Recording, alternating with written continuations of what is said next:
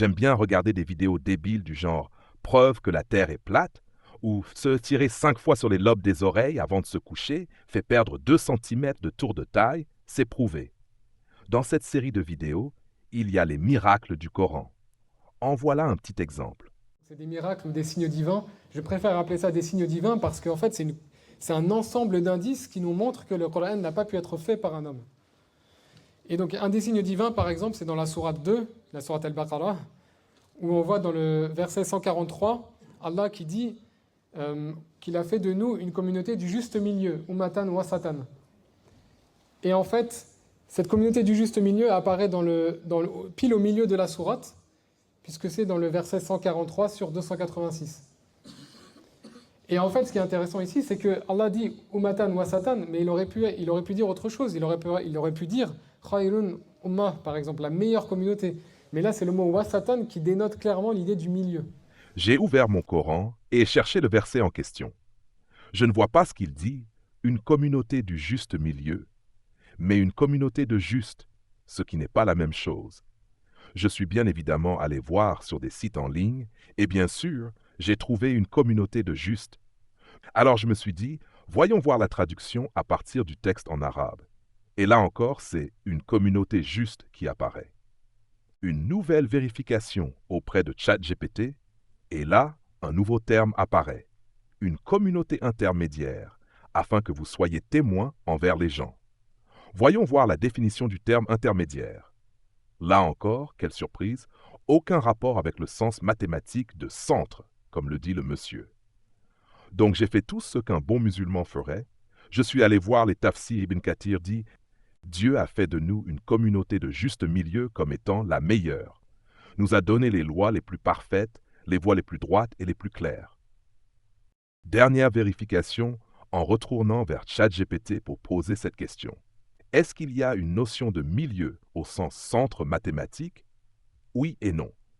Le mot arabe utilisé ici est wasan, wasatan, qui peut se traduire littéralement par milieu ou centre.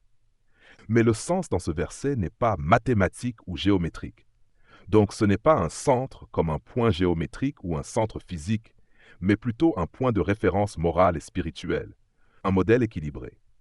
On a aussi sur Isa et Adam, qui eux n'ont pas eu de père. En fait, ils ont été créés par Allah subhanahu wa ta'ala sans père. Et en fait, on note de façon intéressante que les deux, Isa et Adam, sont évoqués 25 fois exactement dans le Coran. Et j'ai vraiment calculé ça, j'ai marqué ça sous forme de tableau, et on le voit clairement, c'est 25 fois. Et on voit qu'il y a eu un seul verset où Adam et Isa sont cités ensemble, c'est dans la sourate 3. J'ai bien regardé, et en effet, Adam est nommé 25 fois. En revanche, il n'y a aucune mention du nom de la femme d'Adam. Dans la sourate 3, en effet, Adam est nommé, mais sa femme... C'est le seul verset du Coran où ils sont cités ensemble. Et avant ce verset, Adam et Isa sont cités 6 fois, tous les deux, et après ce verset, 18 fois. On voit également que la 19e apparition de Adam et Isa, c'est dans la 19e sourate, la sourate Maryam. Un autre point intéressant, j'ai vu que la sourate de l'abeille, c'est la 16e sourate, et l'abeille a 16 paires de chromosomes. Et donc, la sourate qui s'appelle la vache, c'est la 2, car une vache a 2 oreilles. Tu rigoles car même toi, tu ne crois pas à ce que tu viens de dire. C'est un petit détail intéressant. Également, le prophète Isa, alayhi salam, quand il s'adresse aux Israélites, Isa, donc Jésus, va dire « Ya bani Israël ». Alors que Moussa, quand il s'adresse aux Israélites, il va dire « Ya qawmi », c'est-à-dire « Ô mon peuple ». Donc Moussa, Moïse dit « Ô mon peuple », tandis que Isa dit « Ô fils d'Israël ». Et ça, c'est logique, parce que Jésus, Isa, n'a pas eu de père parmi les Bani Israël. Donc il ne peut pas se revendiquer de ce peuple-là. Et ça, on le voit, c'est une constante dans le Coran. Jamais Isa dit « Ya qawmi ». Alors, pour toi, ça c'est une preuve que le Coran est divin? C'est une blague.